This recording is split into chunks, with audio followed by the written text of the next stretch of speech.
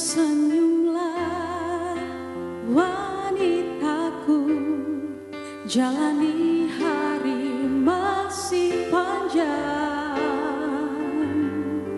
Lalui dengan ikhlas, lepas senyummu jelas. Dari sini ku ada untukmu, memandang tegarnya tajam racun dunia. Ia punya penawarnya, teristimewa, anggun dan perkasa, keikhlasan, kekuatannya.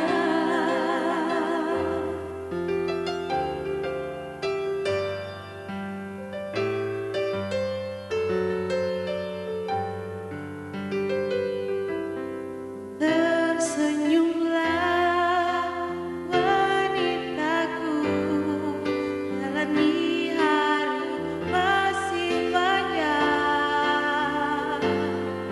Lalui dengan ikhlas, lepas senyummu jelas. Dari sini ku ada untukmu, memandang tegarnya tajam racun dunia.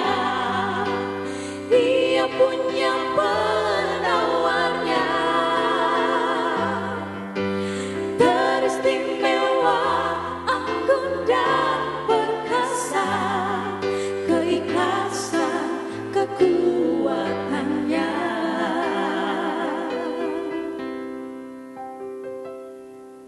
Di atas dipan kayu, singgasana ternyamanku.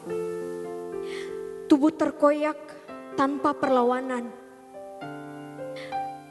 Mata terbelalak, menyaksikan kejinya peristiwa. Meraung dalam detik,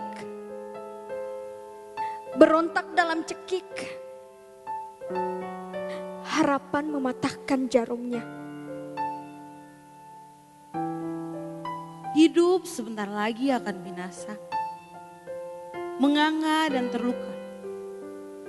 Seorang yang aku percaya kini menjadi binatang jalangnya, mencabik luka yang sudah ada.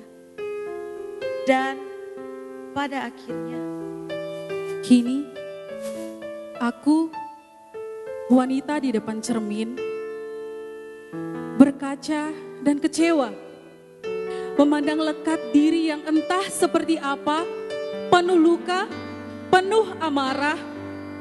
Kemana perginya si periang yang penuh dengan warna?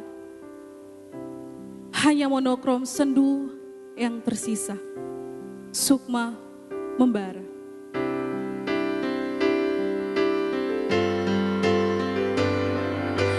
Memandang tegarnya tajam racun dunia. Ia punya penawarnya, teristimewa, anggun dan perkasa, keikhlasan, kekuatannya. Memandang tegarnya tajam racun dunia. Ia punya penawarnya, teristimewa, anggun dan perkasa, keikhlasan, kekuatannya. Tersenyumlah wanitaku.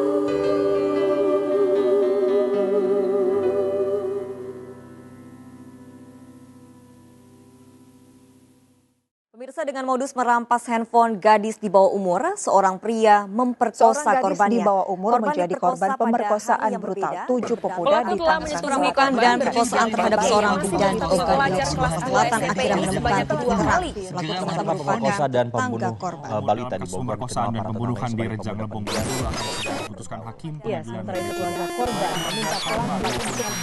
Handphone dirampas saat korban sedang berduaan.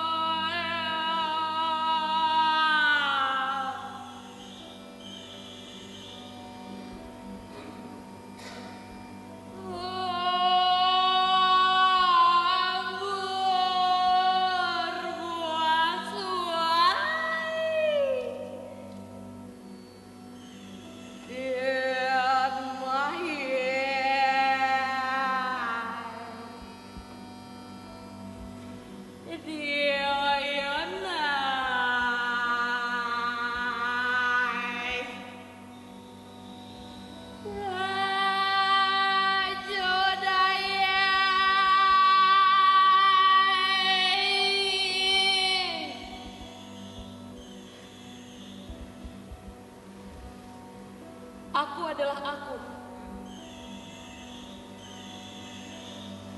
Aku adalah diriku, pikiranku, hatiku, tingkah lakuku, semua milikku. Terlebih dari apa yang aku pikirkan. Hey,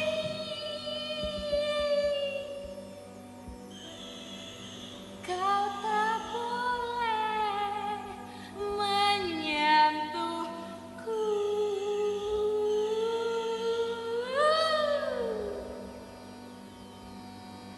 Kau tak boleh, nakku,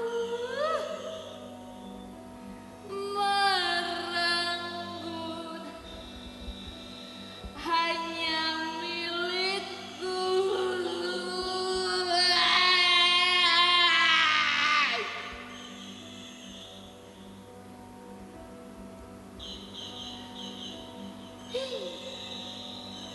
Cantiknya aku, manisnya aku. Kau tak boleh tanpa izin mengambil hakku.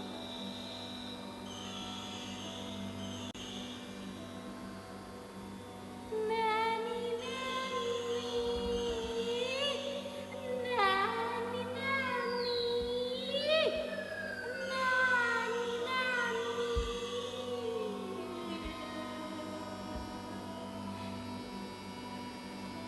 Aku kuat, aku mampu. Aku kuat dan aku mampu. Aku kuat dan aku mampu. Aku kuat.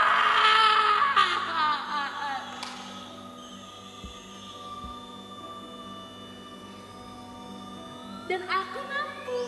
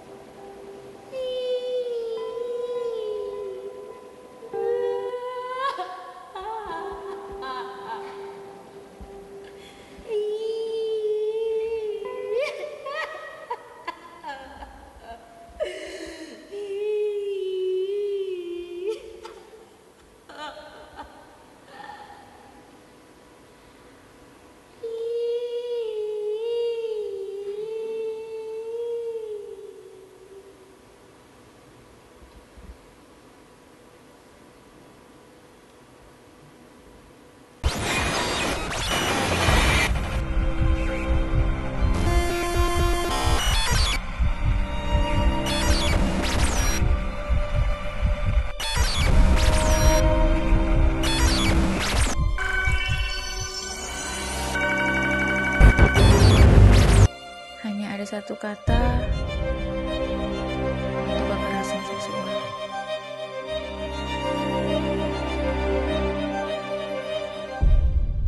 Lawan.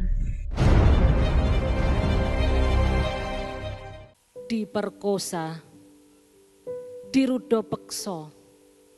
Mendengar kata itu sungguh menyakitkan. Apalagi memperoleh perlakuan diperkosa. Orang yang berani memperkosa layak diberi label bejat. Mengapa? Karena dia menciptakan orang yang menderita, sengsara, dicemooh, dipermalukan, disingkirkan, dan bahkan harus putus asa dan membisu sejuta kata. Tapi jangan bangga dulu. Masih ada orang yang sudah diperkosa tetapi mau bangkit menjadi penyintas. Tidak mau menjadi status korban. Masih banyak orang juga di sekitarnya yang mau mendampingi secara hukum dan juga mendampingi secara psikologi. Mari kita akan obrol bersama. Halo. Halo Kak Nat. Ya, Wah, senang sekali ya dalam situasi pandemi COVID-19 seperti ini kita bisa bertatap muka secara langsung. Iya. Ya, sampai gak sabar nih Kak Nat. Kira-kira nih Kak Nat ini siapa sih? Ya, lalu apa sih pengalaman yang bisa di-sharekan? Katanya waktu umur 10 tahun pernah diperkosa ya? Ya, bisa diceritakan Kak Nat. Bukan berarti membuka luka lama, tapi biar menginspirasi semua. Silahkan Kak Nat. Saya pikir setiap kali seorang penyintas ditanya, ia akan tetap membuka lukanya. Saya tidak pernah percaya bahwa trauma itu bisa dihapus. Ya. Kasus saya terjadi pada saat saya berumur 10 tahun dan berlanjut hingga saya berumur 13 tahun. Aduh 10 tahun ya Kak Nat ya. Aduh umur 10 tahun ya. Lalu ya. Pelaku adalah pasangan dari ibu saya, bukan ayah kandung saya. Terjadinya di rumah saya, waktu itu kami mengontrak dan kebetulan shift kerja ibu itu malam. Ya. Pasangan ibu ini bisa mengakses rumah, kebetulan kami tinggal bersama bertiga dan saya seringkali sendirian di rumah. Ya. Kasus pertama terjadi di malam hari. Waktu itu jam tidur, saya berada di kamar saya dengan saya menggunakan daster, pakaian tidur saya. Masih anak-anak menggunakan pakaian anak-anak ya tentunya ya? Ya. Ya. Dan ya itu di kamar saya sendiri, di atas tempat tidur saya. Ya. Apa yang terjadi waktu itu Kak Nat? Sosok laki-laki itu datang ke kamar tanpa sepengetahuan Kak Nat? Saya tahu dia masuk, saya pikir itu hal yang biasa. Saya pikir mungkin barangkali dia hanya ingin mengajak saya ngobrol sebelum saya tidur. Atau apalah, saya tidak berpikiran bahwa saya akan diperkosa. Dan itu terus berulang. Terus berulang? Iya, dari umur 10 sampai 13 tahun. 3 tahun Kak Nat dalam cengkeraman seorang laki-laki yang selalu datang pada saat ibu Kak Nat pergi? Ya. Dan apa yang Kak Nat lakukan? Saya tidak berdaya? Karena anak-anak ya tentunya. Saya tidak tahu kemana harus bercerita yang pertama. Saya tahu bahwa itu adalah tindakan perkosaan, saya sudah paham. Tapi pelaku mengancam saya bahwa ketika saya buka bicara, dia akan memukuli ibu saya seperti biasa. Jadi apa yang terlintas di pikiran saya adalah apa yang bisa saya lakukan untuk melindungi ibu saya. Dan saya bingung saya harus bercerita ke siapa. Jadi setiap berganti malam kemudian menjadi pagi, masa anak-anak itu harus selalu dilampaui oleh Kak Nat? Iya. Tidak setiap hari, tapi Setiap kalau dia datang. ya, Dan itu Kak Nat terus bawa pikiran itu ke sekolah, ya, terus berlalu sampai remaja. ya. Pernahkah ingin menjadi, ya hidupku ini remaja terasa terancam ataukah maaf mungkin mau menghilangkan nyawaku saja, pernah terjadi demikian? Keinginan untuk mengakhiri hidup itu justru hadir saat ibu saya meninggal sekitar 4 tahun lalu. 4 tahun lalu. Iya. Berarti sudah sekian tahun sebetulnya berlalu ya peristiwa Iya. itu. Oke. Iya. Ya. Ketika saya mengalami kasus perkosaan yang pertama, saya tidak berangkat ke sekolah. Kebetulan lokasi rumah saya dan lokasi sekolah saya itu berdekatan, jadi Iya. saya terbiasa menggunakan sepeda. Saat itu saya memutuskan untuk bolos.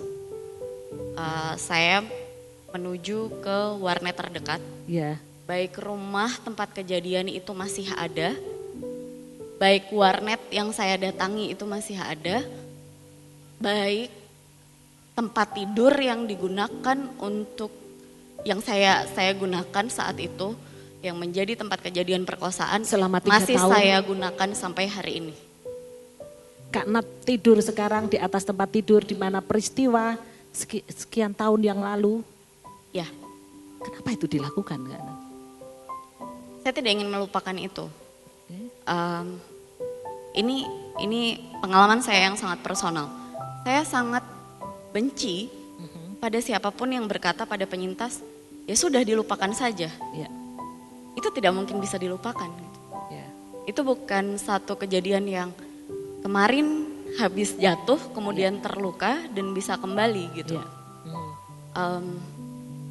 Tetapi yang seringkali lebih menyakitkan adalah banyak orang merasa bahwa ini persoalan keperawanan yang hilang, ini persoalan selaput darah yang robek gitu. Apakah setiap perempuan itu lahir dengan selaput darah? Tidak. Apakah selaput darah robek itu karena perkosaan? Tidak. Selaput darah bahkan bisa robek hanya karena kecelakaan gitu. Tetapi yang lebih menyakitkan di sini adalah kekerasan yang terjadi terhadap tubuh saya. Bahwa tubuh saya dijamah tanpa seizin saya. Bahwa setelah itu ketika saya sendiri belajar untuk hidup, nilai saya sebagai seorang manusia hanya ditentukan dari apakah saya seorang perawan atau bukan. Ya. Saya tidak dilihat sebagai seorang manusia, saya tidak dilihat sebagai seorang perempuan yang utuh. Itu yang lebih menyakitkan bagi seorang penyintas. Ya, tapi waktu Kak Nat belum punya pemikiran seperti sekarang. Waktu 10 tahun, 11, 12 sampai SMP dan SMA. Tentunya itu masa-masa yang sulit. Bisa di-sharekan di sini. Apa perasaan Kak Nat waktu itu? Saya sangat sulit menangis ya. Ya. Sekarang kelihatan. Em, Air matanya sangat mahal. Iya, air mata harus mahal. Ya. Yang saya alami waktu saya memasuki usia remaja, saya semacam mati rasa. Ketika kasus itu terjadi pada saya berulang kali selama kurun waktu sekitar 3 tahun itu, saya belajar bahwa gak bisa, hidup harus berjalan gitu. Pada saat saya kabur dari sekolah dan menuju ke warnet, di hari pertama kasus saya terjadi, saya membuka undang-undang perkosaan. Oh ya, di umur segitu? Meskipun saya tidak tahu cara membacanya seperti apa, tapi saya sempat membaca bahwa harus ada saksi. Ya. Dan sebagai seorang anak berumur 10 tahun yang saya anggap sebagai saksi, artinya harus ada orang lain yang menyaksikan. Ya. Di titik itulah saya antara menangis, marah, bingung, Betul. tapi di satu sisi saya ketawa, kayak saya bilang, lah siapa yang mau jadi saksi gitu, korden, apa kasur, apa selimut gitu. Dan itu kan baru pertama kali. Iya. Nggak pernah disangka bahwa selanjutnya akan ada Iya, ternyata gitu iya. ya. Dan waktu itu saya masih ketakutan gitu. Iya. Pada akhirnya saya baru berani terbuka pada orang tua saya, Ya. itu semester 3 saat saya Berarti kuliah. dengan peristiwa 3 tahun sudah berselang berapa tahun berhenti diperkosa? Gimana Bu? Kan Maaf. 3 tahun tadi diperkosa terus. Setelah Ya. itu kan terhenti berapa tahun baru berani berkata kepada ibu. Iya, karena saya sering kabur dari rumah. Oke, ya. Saya berusaha mengambil semua ekstrakurikuler yang bisa saya ambil supaya saya pulang lebih larut, lebih lama. Atau saya kemudian menjadi lebih berseberangan atas semua hal dengan ibu saya. Saya meminta ibu saya meninggalkan pasangannya. Permintaan saya itu juga membuat saya diusir dari rumah saat saya SMA kelas 2. Dan saya hidup di kos sendirian selama 3 tahun. Jadi ibu malah membenci karena permintaan itu. Iya. Oke, ya. Tapi mungkin yang terjadi di situ adalah ibu saya tidak mengerti Karena tidak tahu atas peristiwa penyebabnya itu. apa. Betul. Ya.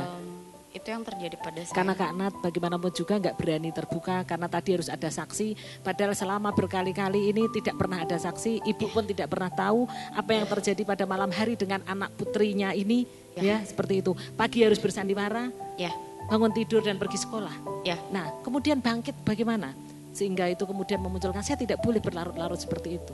Saya harus kembali menjadi perempuan yang seperti apa idealnya mau Kak Nat. Seingat saya tidak memikirkan kasus ini terus-menerus Oke, pada iya. saat saya remaja. Iya. Tapi saya pikir waktu itu saya lebih senang melawan ibu saya. Apapun pendapatnya. Karena menurut saya, kenapa saya mengalami ini gitu. Iya. Harusnya saya masih dilindungi orang tua dan kenapa saya yang harus memikirkan ini gitu. Jadi saya semacam ada mental block di situ, kayak ya udah nggak usah dipikir lah gitu. Tapi ternyata ketika saya memasuki usia yang lebih tua lagi, Iya. saya kembali merefleksikan itu. Belum lagi karena saya masih harus bertemu dengan pelaku terus menerus. Dan Ya karena masih ketemu ya. Ya. Betul.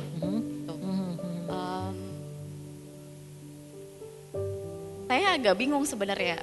Kenapa saya sendiri itu sangat sulit menangis ya? Saya sangat sulit menangis.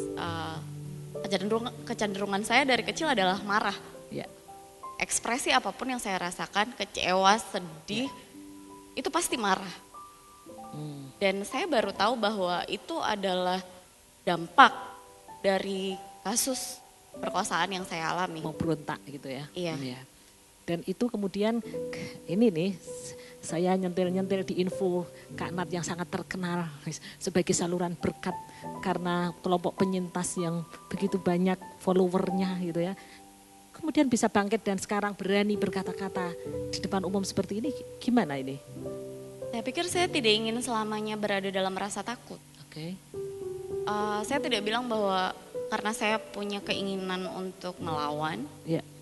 seperti kata teman-teman tadi, tidak ada kata lain, tidak ada pilihan lain selain melawan. Saya harus bertahan hidup gitu. Ya. Dan satu-satunya cara adalah ya melawan dan bertahan gitu.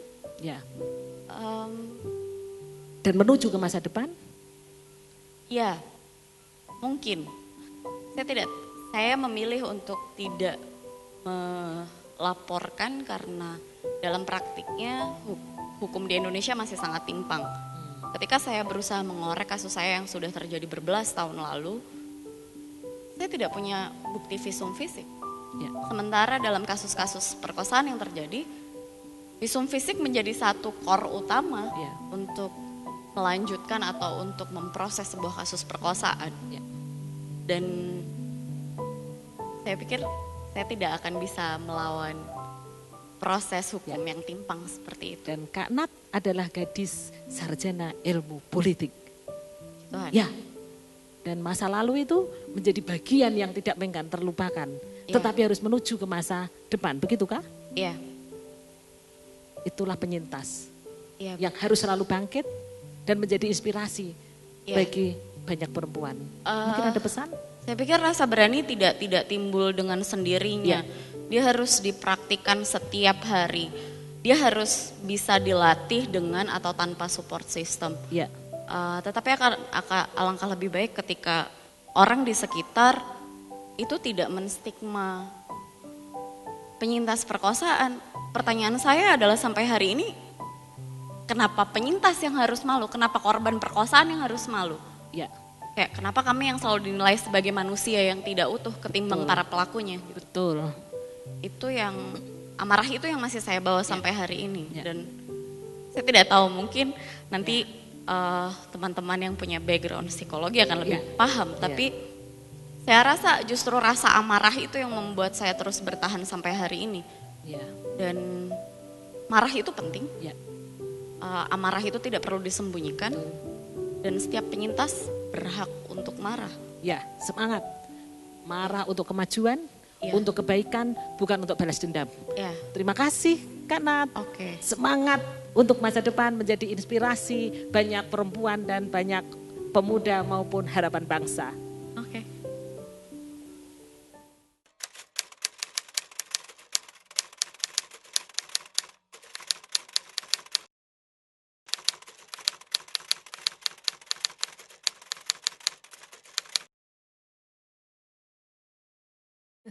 Apa kabar? Baik Ibu. Sehat-sehat ya? Iya. Itu jawaban ahli hukum. Kalau ya, itu di atas ya. Mbak Ayu, ya Mbak Ayu ini siapa sih?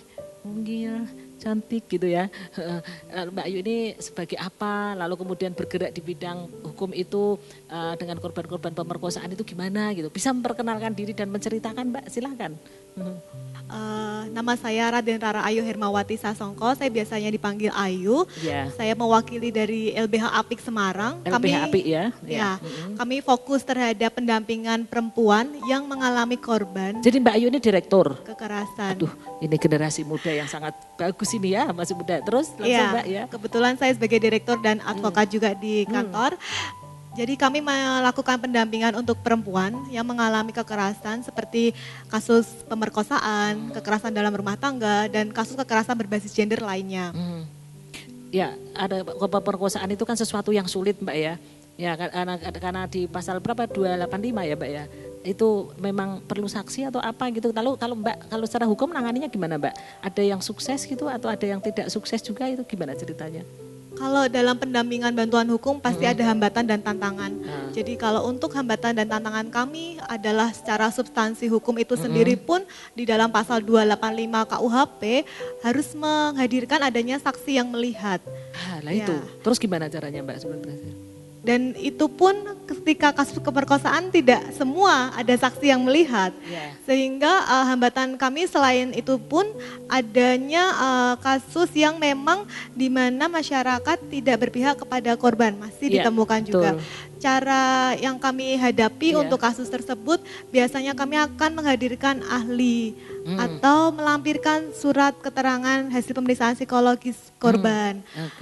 Kemudian dari hasil pemeriksaan korban akan menguatkan bahwa memang adanya trauma, misal seperti itu. Dan itu kemudian bisa membuat korban itu artinya si pelaku itu bisa terjerat hukum atau bagaimana dari dampingan Mbak ini? Ya, kalau memang adanya pembuktian minimal 2 alat bukti yang mencukupi sesuai dengan pasal 184 KUHP, itu kan memang harus setidaknya minimal 2 alat bukti. Itu kembali lagi ke penyidiknya, yang dimana memang harapannya di dalam kasus pemerkosaan aparat penegak hukum itu sensitif terhadap korban, berpihak kepada korban. Sehingga harapannya ketika sudah ada minimal 2 alat bukti, setidaknya sudah masuk ke tahap laporan. Oh ya, berarti tidak harus ada saksi, tetapi minimal 2 alat bukti. Dan alat bukti itu bisa diciptakan oleh, bisa diberikan dari si korban sendiri. Ya, keterangan korban. Contoh alat buktinya apa misalnya Mbak? Ini karena biar didengar banyak orang, supaya orang yang mengalami pemerkosaan, aku kalau gitu aku bisa ngajukan dong, bisa lapor dong, karena aku sebetulnya punya alat bukti gitu. Contohnya misalnya apa yang bisa berhasil dengan alat bukti apa Mbak? Selama ini pengalaman kami adalah untuk memenuhi alat bukti sesuai dengan pasal 184 KUHP itu setidaknya kan minimal 2, adanya keterangan korban itu sendiri. Keterangan korban itu sudah menjadi alat bukti, lalu kemudian? Surat dari siapa Mbak? Surat itu bisa dari visum et repertum, visum psikiatrikum dari hasil pemeriksaan psikologis korban, kemudian psikologis ya, tidak harus dari medis ya? Iya. Oke, ya. Kemudian keterangan ahli, kami menghadirkan keterangan ahli. Ya, keterangan ahli itu apakah ahli dari bidang kesehatan ataukah ahli dari bidang yang apa? Yang dimaksud ahli yang mana Mbak? Biasanya kami akan menghadirkan dari bidang kesehatan dari psikolog atau psikiater yang memang mengeluarkan surat tersebut. Ya, jadi kalau misalnya ini orang yang pernah diperkosa nih Mbak ya, kemudian baru berani menyampaikan kepada LBH 3 tahun setelah ada, oh ini kok saya kalau gini terus tertekan terus nih, saya harus minta bantuan hukum. Berarti apa yang harus disiapkan Mbak oleh si orang yang mau melapor ini? Yang pertama adalah kesiapan secara komitmen mitra. Jadi kami menyebutnya bukan korban, mitra kami tersebut. Mitra ya. Ya. Betul, ya Kemudian komitmen itu akan menguatkan ketika nanti proses hukum. Dia akan kami akseskan ke pemulihan psikologis terlebih dahulu. Jadi Mbak punya kerjasama dengan psikolog juga ya? Iya. Oke, ya. Jadi memang kami LBH Apik tidak bisa bekerja sendiri karena SDM kami terbatas. Sehingga kami akan bekerja bersama dengan jejaring. Kemudian setelah ada hasil pemeriksaan tersebut akan menjadi alat bukti tambahan tadi selain keterangan korban itu sendiri. Karena ketika keterangan korban pun terkadang masih ada disangsikan, nggak mungkin kamu diperkosa sama ayah kandung kamu sendiri. Mungkin karena kamu aja merangsang ya sehingga orang jadi begitu gitu kau ya. pakai baju minim seperti itu. Itu stigma-stigma yang masih ada di masyarakat kita. Khususnya adalah untuk korban kekerasan seksual itu sendiri. Makanya kenapa tadi menjadi hambatan bahwa kalau untuk korban memang takut melapor karena itu tadi masih adanya stigma-stigma yang negatif terhadap korban. Ya, karena kalau misalnya tadi visum ya atau karena dokter kan jelas otomatis kalau itu sudah berlalu berarti sudah expired, sudah nggak ada bekas-bekasnya gitu. Tapi secara psikologi orang itu kan masih tertekan. Nah, apakah Mbak dengan ada itu kemudian Mbak menghantar ke pengadilan begitu LBH ini terus kemudian fungsinya gimana menghantar mitra tadi yang misalnya akibat diperkosa tadi. Caranya gimana prosedurnya Mbak?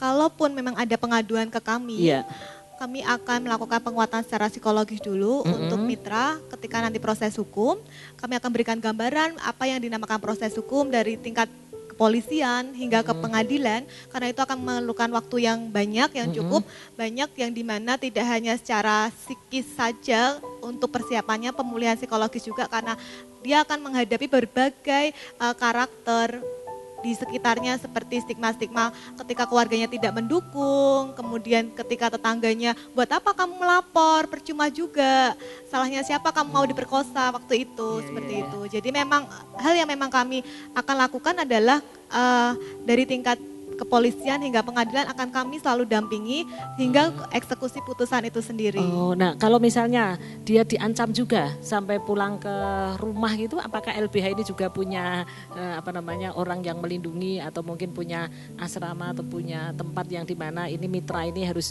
sampai ke sidang dan terselesaikan di aman begitu? Itu menjadi hambatan tantangan juga kami. Jadi memang selain korban atau mitra kami sendiri yang mendapat ancaman, kami pun pendamping mendapatkan ancaman dari pelaku. Aduh Mbak Ayu yang, aduh berat juga ya. Jadi memang kami beberapa kali didatangi di kantor, diancam jangan jadi kuasa hukumnya. Nanti kamu akan saya bunuh atau kamu santet kayak gitu. Santet juga? Iya, itu sering kami hadapi. Kemudian kami bekerja sama dengan beberapa lembaga yang memang sudah diamanatkan oleh undang-undang, contohnya adalah Lembaga Perlindungan Saksi dan Korban, kemudian Dinas Pemberdayaan Perempuan dan Anak yang memang mereka lembaga pemerintah yang khusus diatur untuk perlindungan perempuan dan anak yang dimana memiliki rumah aman, karena kami belum punya rumah aman. Jadi, yang saya maksud tadi berarti LBH belum punya rumah aman, maka memang dia tinggal sendiri tapi mitra itu harus tetap terlindungi keamanannya gitu ya. Terus ya. Jadi nanti kami akan bekerja sama dengan para lembaga pemerintah tersebut untuk mengakseskan mitra kami kalau memang diancam oleh pelaku atau dari keluarga pelaku itu sendiri. Tapi yang membuat bahagia Mbak Ayu nih, kalau sudah sukses, berarti ancaman-ancaman tadi juga hilang dengan sendirinya? Oh belum tentu juga. Oh? Ya, jadi ketika sudah eksekusi putusan, terkadang kami masih ada ancaman juga seperti itu. Jadi ancaman itu tidak hanya by langsung ke kantor, bisa langsung menggunakan media sosial kami di inbox kayak gitu. Jadi memang penting sekali buat para pendamping. Kami memiliki standar operasional untuk protektif pendamping, yaitu tidak memberikan alamat rumah kami kepada mitra, bukannya karena kami membatasi, tetapi memang itu untuk protektif kami. Kemudian kami tidak menerima nomor telepon yang tidak kami kenal di handphone kami, kecuali memang sudah menyapa ada dulu. janji gitu ya. Baik, jadi rumit ternyata ya Mbak Ayu ya. Semangat Mbak Ayu untuk melayani ketidakadilan ini, terutama adalah mitra-mitra akibat dari diperkosa. Semangat untuk LBH dan demi keadilan kita harus tegakkan itu. Terima kasih Mbak Ayu.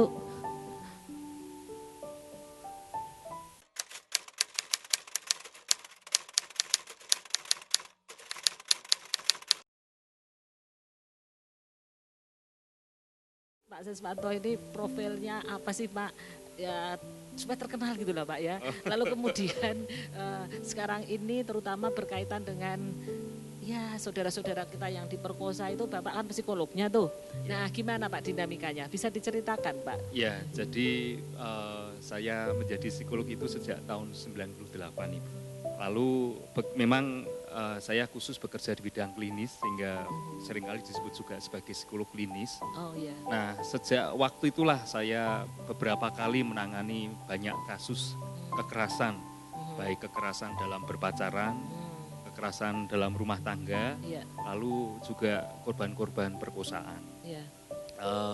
Selain memang menolong mereka kaitannya dengan konseling, biasanya para korban ini juga mengalami trauma, karena siapa sih yang tidak mengalami ketakutan kalau diperkosa begitu. Jadi hampir semuanya biasanya mengalami trauma sehingga memang perlu mendapatkan bantuan pendampingan oleh profesional begitu. Lalu selain itu juga beberapa kali jadi saksi ahli untuk kasus-kasus semacam ini, termasuk proses pendampingan korban-korban perkosaan yang ketika harus mengingat kembali peristiwanya itu kan lalu emosinya itu akan terbuka kembali, lukanya terluka kembali. Nah itu lalu memang membutuhkan juga proses pemulihan di sana dan biasanya kami membantu dari belakang dalam proses-proses itu sehingga korban bisa kuat, bahkan ketika di pengadilan pun bisa memberikan kesaksian dengan lebih baik. Ada hambatan enggak? Ini bayangan saya tuh ya, ini Dr. Seswanto ini kan cowok tuh, tahun 98 sekarang aja 2020 sengganteng ini ya, apalagi 2098. Nah pada saat curhat-curhat orang yang pernah diperkosa, bisa-bisa malah bayangkan Bapak yang pernah perkosa gitu ya. Gitu. Nah, ada nggak hambatan-hambatan seperti itu? Oh iya, Pak? memang keunikan kami sebagai psikolog pria menangani korban-korban perkosaan yang memang biasanya perempuan, anak-anak perempuan begitu, meskipun ada beberapa kasus yang saya tangani anak-anak laki-laki yang disodomi, pedofil begitu. Hambatan terbesarnya adalah yang disebut sebagai ini dalam proses psikoterapi itu namanya transferensi. Jadi karena saya laki-laki, lalu seolah-olah korban itu melihat saya sebagai pelaku. Nah, tapi memang itu menjadi semacam justru faktor penting juga buat proses terapinya, karena begitu mereka bisa melewati prosesnya, lalu bisa melihat saya sebagai penolong, psikolog yang membantu mereka proses transferring tadi transferensi itu bisa diselesaikan, lalu proses pemulihannya bisa menjadi lebih cepat. Saya bisa bayangkan karena misalnya gitu melihat Bapak sosok yang tadi perkosa tapi ternyata tidak. Orang baik, lalu muncullah satu kesembuhan pelan-pelan. Oh gitu yang Jadi memang betul itu namanya trauma itu kan sesuatu yang terjadi di masa lalu. Betul. Tapi kenapa lalu masih muncul di masa-masa yang akan datang sekarang, bahkan puluhan tahun kalau tidak pulih, karena ada situasi-situasi atau stimulus-stimulus tertentu yang mengingatkan korban pada peristiwa traumatisnya dalam hal ini perkosaan. Nah itu memang sangat mungkin terjadi ketika yang menjadi konselor atau terapisnya adalah lawan jenis. Ya, tapi tadi saya berbicara juga dengan salah satu Mbak Nat ya. Justru beliau tidak mau melupakan itu. Bahkan kasurnya pun dipakai sudah sampai sekarang untuk itu. Artinya bahwa itu peristiwa yang tidak bisa ditutup tetapi harus melangkah ke depan. Seperti itu kah? Ya, memang betul bahwa sebenarnya memang kejadian traumatis tidak bisa dan tidak boleh dilupakan. Ya. Itu mestinya memang harus diselesaikan. Ya. Jadi diingat pengalaman emosi yang di masa lalu itu dibongkar sehingga ketika dikatakan orang itu pulih ketika ingat pengalaman itu, tetapi emosi negatif, kemarahan, ketakutan, ya, kebencian dan lain sebagainya itu bisa lepas. Jadi masih ingat pengalamannya, tetapi perasaannya sudah damai. Oke. Itu berarti tandanya ya, pulih. Betul. Tapi Bapak juga pernah bertemu nggak klien gitu ya, yang sampai PTSD gitu ya, artinya yang post trauma. Ya, PTSD, post traumatic stress disorder. Ya, itu. Artinya dia sampai hal-hal seperti itu, mungkin sampai mencacah tangannya atau apa, itu bagaimana Bapak cara menanganinya? Ya, jadi ada beberapa kasus yang memang sampai lalu saking dia tidak tahannya dengan perasaannya, dia lalu sakit tapi tidak jelas sakitnya, biasanya lalu cara pelariannya adalah dengan melukai dirinya, self injuries namanya. Jadi tangannya disilet-silet begitu karena buat dia sakit yang dirasakan di sini jauh lebih baik daripada perasaan sakit yang tidak jelas begitu. Saya menangani beberapa kasus semacam ini, bahkan orang tua pun tidak tahu kalau putrinya melakukan ini. Jadi itu pun proses konseling psikoterapinya cukup panjang sampai dia berani untuk menunjukkan bagaimana sakit semacam etika buat kami.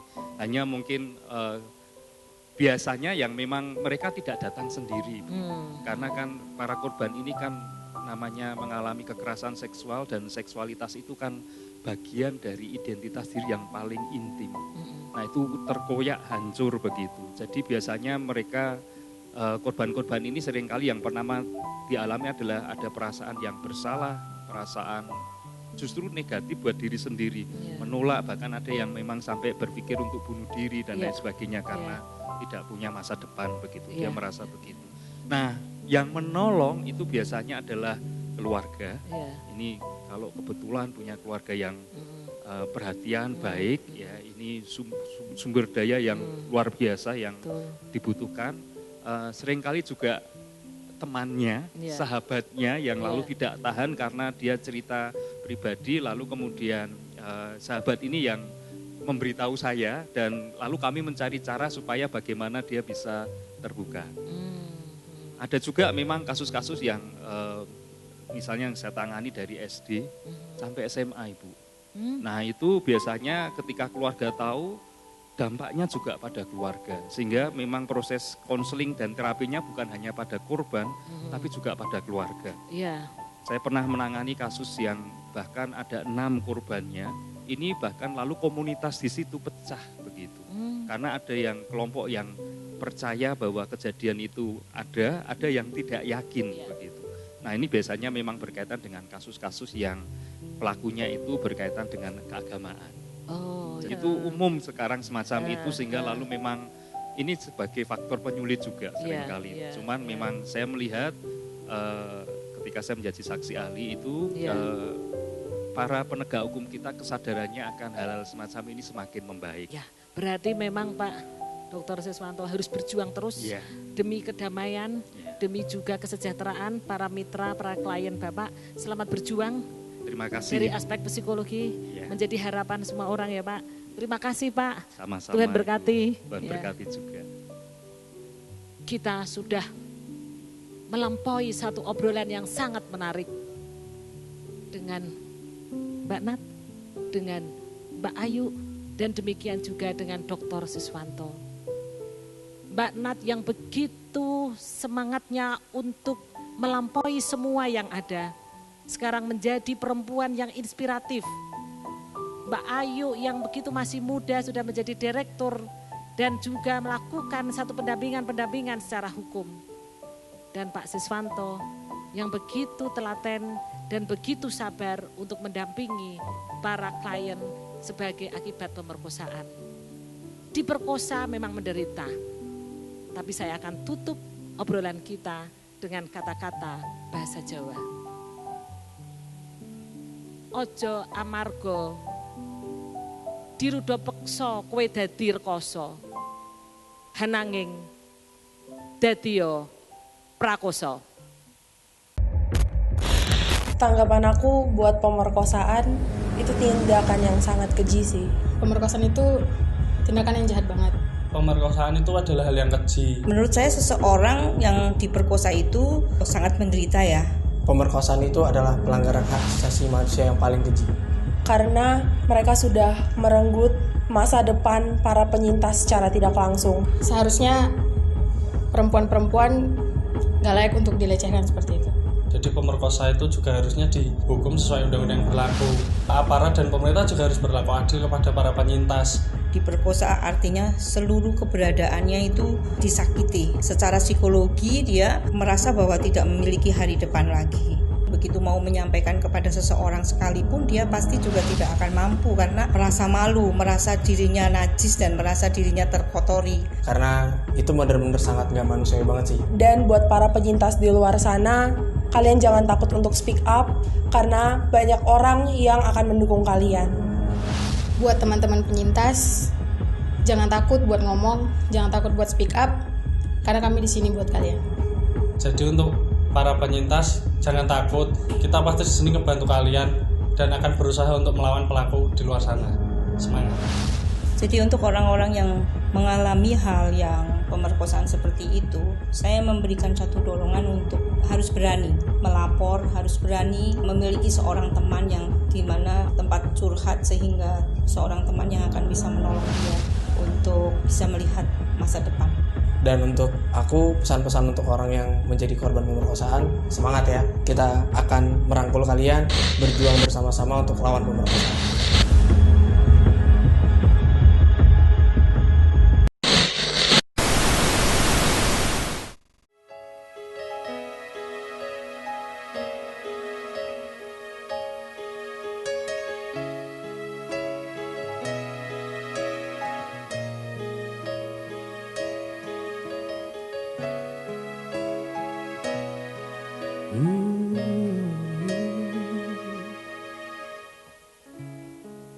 Bulan pucat ditelan awan, mata melanjangi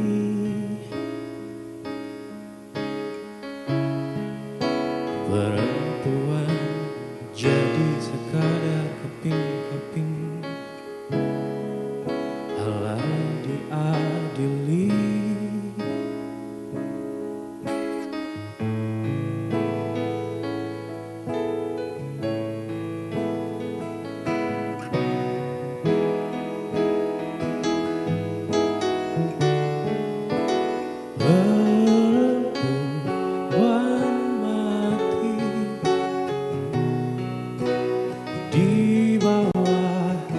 Jembatan darah akhirnya tumpah membasahi dunia,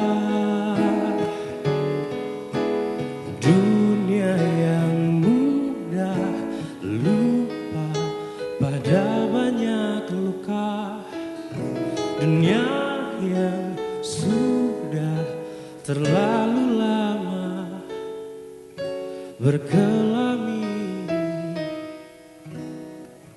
pria.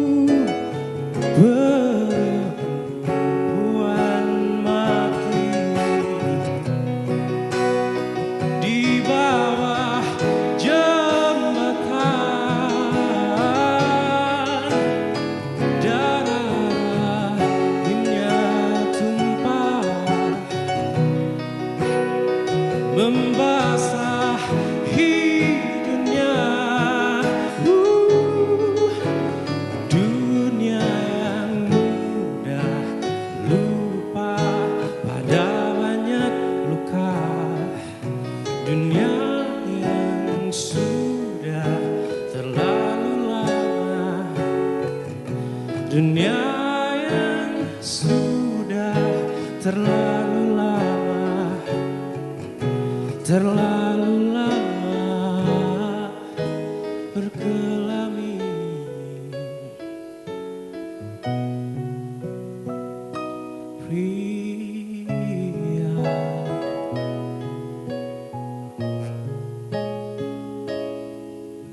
Pria